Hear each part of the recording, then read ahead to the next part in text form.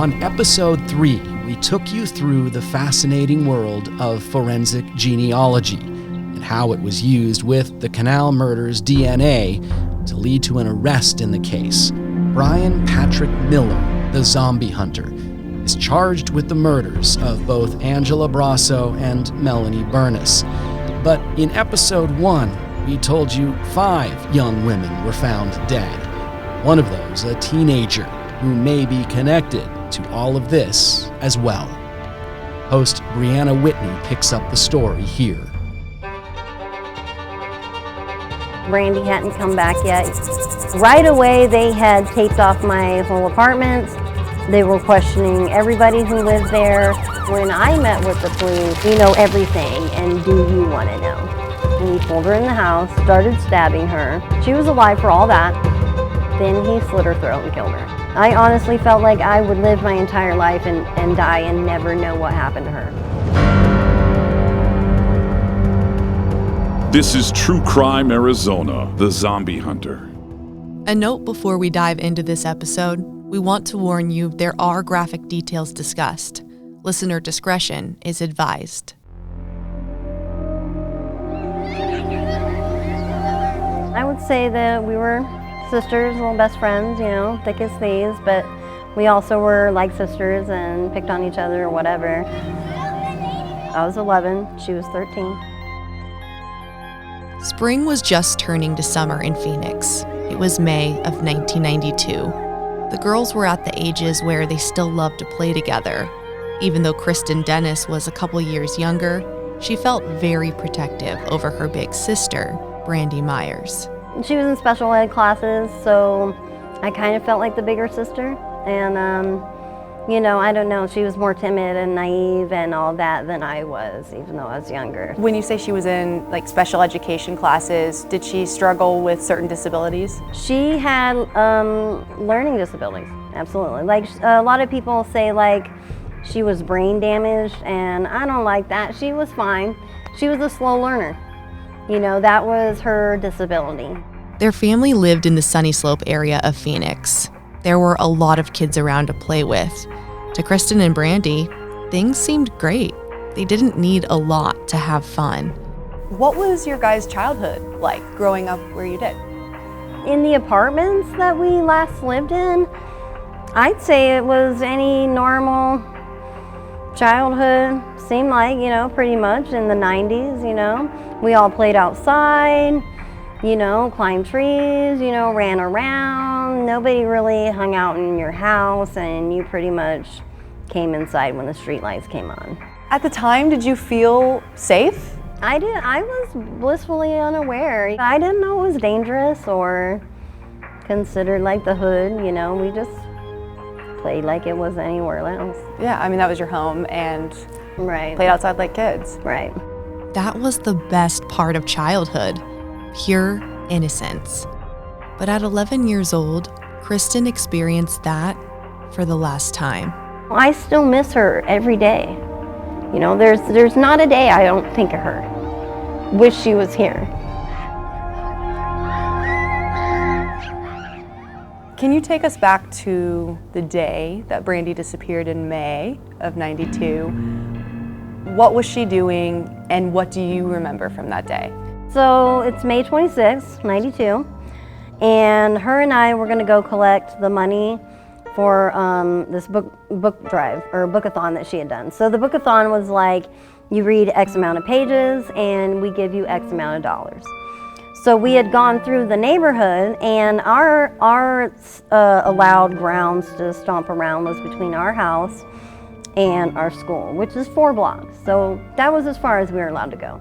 These were the houses we would knock on for all of our fundraising through the school, and schools did that all the time. You sold candy, you sold books, you know, you did all sorts of different things going door to door, and there was never anything about this isn't safe, or make sure you have an adult, or do a buddy system, or, you know, any of that. There were none of that, and it was just like, send your kids out. So Brandy and I were previously, a couple weeks before, had went around the neighborhood, door to door, and we got pledges. And then she read the books, and now it's time to collect this money.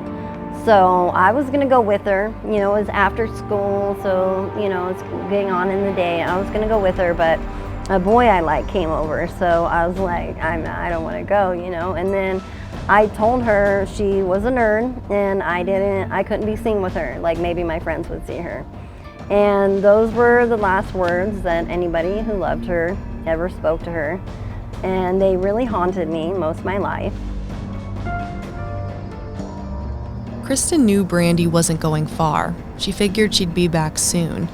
Kristen watched from the top of their apartment balcony as Brandy headed out. I watched her go around the corner and there were tree groves there. So she passed in between them and I saw her in that moment, and then that was the last time I saw her. So that was a route you two would walk all the time to and from school, right? Absolutely. We walked that way every single day, back and forth to school. It was no big deal. When did you know something was wrong? I'd say when my mom got home and Brandy hadn't come back yet, you know, she was gone for several hours, probably 3 or 4. Well, we have a little girl, and we know how we'd feel if something happened to her, so he's out looking for theirs to help them. The clock ticked on. 4 hours. 5 hours. Oh, you will go the same route. 6 hours. 10 hours. Brandy hadn't been seen anywhere. It was an all-out effort to find the 13-year-old. How long did the searches go on for? I mean, this gained a lot of publicity in the Phoenix area at the time. I mean, certainly through the night. You know, right away they had taped off my whole apartments. They had all sorts of squad cars. They had helicopters and police dogs, and they were questioning everybody who lived there. They were questioning people surrounding the area and just trying to come up with what had happened. Kristen said within the first day of her disappearance, another girl told authorities she had been with Brandy and they went somewhere else. Authorities went down that path investigating her claims, only to find they weren't true. She was never with Brandy that day. This little girl was actually making this story up. Yeah, so she's just trying to gain attention from the situation, and so that's what she did. And unfortunately, it really hurt my sister's chances to be found. Like, I don't believe that she would have been found alive at that time, you know, but I definitely think she might have been able to be found. Then, nothing. Not just for years, nothing for decades. Brandy was never found. There were no new leads and no new evidence. Kristen grew up, became an adult, and a mom without her big sister. January of 2015, that's when everything changed. When did he come on the radar for you and police in a possible connection to Brandy's disappearance? 2015. So when this came out and when I met with the police, it wasn't even them telling me that this is a possibility. This is what happened. They were sure of it. Without doubt. They said, you don't need to wonder anymore.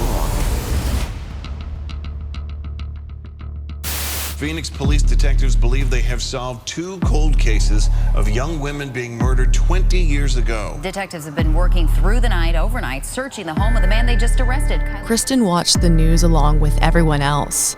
A longtime Phoenix mystery finally solved. Bryan Patrick Miller had been arrested for the murders of 22-year-old Angela Barrasso and 17-year-old Melanie Bernis in 1992 and 1993. Police said DNA linked him to both homicide scenes. What Kristen didn't know was that in 1992, Bryan Patrick Miller was her and Brandy's neighbor. Did you both know who Bryan Patrick Miller was at that time? No, you know, I think we were oblivious to him, but if I, you know, speaking to the police now and detectives now, like, he would just be around. In fact, his house was just 2 doors down from where Brandy was last seen fundraising before she disappeared. Do you remember seeing him at all? I don't remember ever paying any attention. Like, he was 19 at the time and we were 11 and 13. Like, you know, we weren't looking. We were only playing and like thinking about child things, you know. Just because Miller was arrested for the Canal Murders didn't mean there was any connection to Brandy's disappearance. But then Kristen got a call from Phoenix police to come talk to them, and they posed a question to her. We know everything, and do you want to know? Like they had to like give me a warning before they even told me, because it was all super, you know, horrible, and, you know, are you sure you want to know? And I waited all my life to know. I want to know. Detectives had received brand new information they'd never heard before about Bryan Patrick Miller, and possibly about Brandy. They tell me every detail, what he did to her. What did they say? They told me that first of all, let's back this up. Now, they say we know everything we know now because when this man was arrested, and they sidebar and they tell me about Angela Brasso and Melanie Bernas, okay? And then they tell me a little bit about him. And they say when he was arrested, and I don't even like to say his name, so most of the time I don't. When he was arrested, and they're like, you know, people started coming out and telling us stuff. So his ex-wife, Amy, came forward and gave us these confessions that he made to her, like during their time that they were married. She tells the police, he tells me the story about a girl who came to his door. And when she knocked at the door, he saw it as a perfect opportunity to act. According to police records, detectives sat down with Miller's ex-wife, Amy, for a long interview. She told them quite a bit about her ex-husband, things he told her while they were living in Washington. She said Miller told her that most women he found attractive, he would have the desire to hurt or kill. He told her blondes and redheads would fit most descriptions of these women, and quote, young, very young. She said Miller told her he stabbed a woman somewhere on a bike trail on a bridge. He told her the girl was walking when he stabbed her, but that she survived, so he stabbed her again, then ran away. Amy told detectives she thought he was on his bike when this happened, but he wouldn't go into any more detail on that incident. But she recalled a story even more specific and haunting, something she originally thought was just a fantasy of his. Miller told her that before they moved to Washington, he had murdered a young girl that he believed was 15 or 16 and mentally disabled. Miller told Amy the girl had come to his apartment by mistake, trying to deliver Girl Scout cookies. The next details are horrific, and Kristen's account of them from detectives matches the police report nearly word for word. He said she was doing some sort of fundraising, and he pulled her in the house, started stabbing her. So she was alive for all that, and then he slit her throat and killed her, and that's what killed her. But like, he wanted to keep doing things to her, so he wanted to put her in the bathtub. And like, can you imagine telling your wife this or hearing this from your husband? No. I can't. So he tells her that he wanted to keep doing things to her body, so he put her in the bathtub, and he intended to fill it with cold water to slow down her decomp and her bleeding. And he was so excited, like that was his best description, like from taking her life, that he mistakenly turned on the hot instead of the cold. So that sped up her decomp, and it sped up her smelling and bleeding and all of that. So he wasn't able to do all that to her, whatever he wanted to do. Amy then told detectives Miller said he chopped up the girl's body and threw it away. Then he stored her in his trash can until the trash ran the next day. When he put the trash can out on the curb, again, his neighbors are like, dude, your trash can smells like death. And he's like, yeah, there's rotten meat in there, you know? And like, I guess that's kind of brilliant, because nobody's gonna look in a trash can that has rotten meat. Like, who would do that? Nobody wants to do that. So nobody looked. The girl's body went to the landfill. Amy told officers Miller said he killed her because the opportunity literally came knocking at the door. Detectives were sure that little girl was Brandy. And I'm just like, my mind is absolutely blown. Like, I literally went 23 years of my life knowing nothing. She vanished without a trace. And now it's like, boom, Criminal Minds, the worst thing you could possibly imagine. How does it make you even feel knowing that, based on what police told you, it was that gruesome? I mean, it breaks my heart, you know? It makes me feel like, man, what if only I had been there?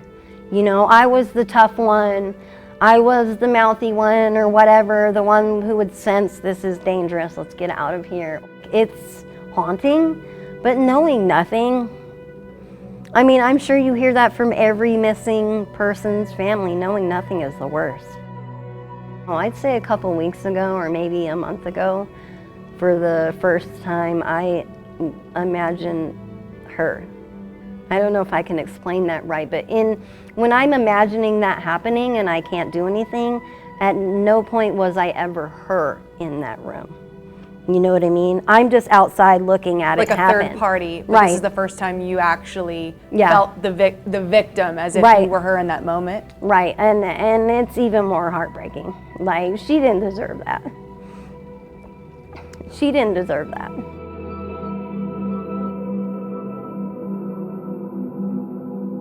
The Phoenix Police Department believed it had enough circumstantial evidence for a conviction, so they recommended first-degree murder charges for Bryan Patrick Miller in the presumed death of Brandy Myers. There's nothing there of the physical evidence, but what we do have is Amy, the ex-wife, and she's willing to testify that he told her all this, and she came forward about it.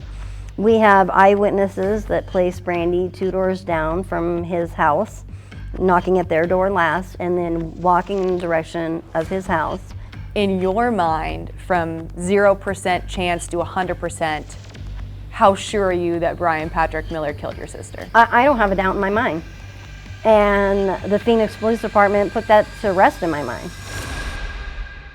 I asked the Maricopa County Attorney's Office to do an interview with me about why they won't charge Bryan Patrick Miller with Brandy's death or disappearance, but they declined the interview request. I can't just let it go. I wish I could. I do. I wish I could just let it go, and I can't. I keep trying. Every time I'm knocked down, every time they turn down the case, I'm like, you know what? What am I doing? I'm not looking for any kind of like extra time. Like, as the Myers family or Brandy's representatives, I'm not seeking time or the death penalty. I'm seeking an impact statement. That's all we want. That's all I need. Kristen says police told her it's up to her to continue pressure for charges in Brandy's case. She is her sister's voice and fiercest advocate. It's taken a lot for her to keep up the fight while still trying to support her own family. I wasn't tech savvy. I didn't text. I didn't have Facebook. I didn't have any of that. I didn't have a smartphone. I didn't want a touch screen. Like, I was like, I'm not that person. So you had to basically learn how to do all that. I had to learn all this and like learn how to try to network and how to do interviews like this, and you know, how to be able to tell this story multiple times without crying through the whole thing. Every day I feel like, what could I do more? You know, and when I'm busy with my own life, I feel bad. Like, what couldn't I do more? You know, I don't want to live that way forever. Why they can't just give it to us, I don't know. I don't think you give yourself enough credit that 29 years ago she disappeared, and 29 years later you're sitting right here fighting for your sister. I feel like someone has to, man. You know, I wish it could be somebody else, but it's not. And, you know, I also feel like, what wouldn't she do for me? You know, if it was the other way around, I feel like she'd be in this chair. Kristen plans to go to the Canal Murders trial, at least some of it. She wants to support Angela Brasso and Melanie Bernis's families. If anybody can understand what they've been through, it's her. She plans to continue pushing the Maricopa County Attorney's Office for action on her sister's case. At this point, Kristen doesn't care if she wins or loses in court.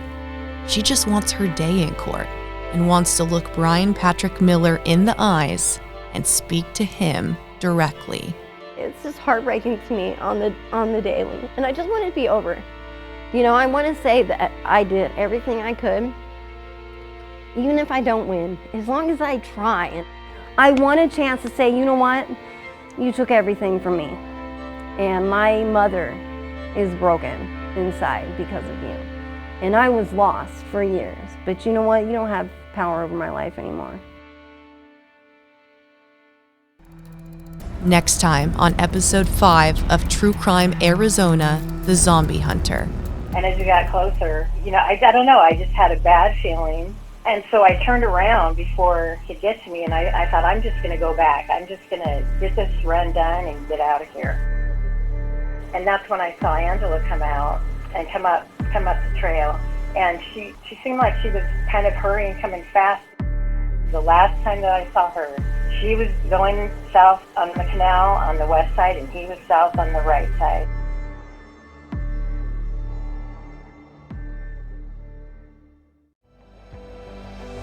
True Crime Arizona, The Zombie Hunter is hosted by me, Brianna Whitney. And me, Morgan Lowe. Sergio Hernandez is the producer. This episode was edited by Mike Abbott. It's a production of Arizona's Family, CBS 5, 3TV, and azfamily.com in Phoenix, Arizona.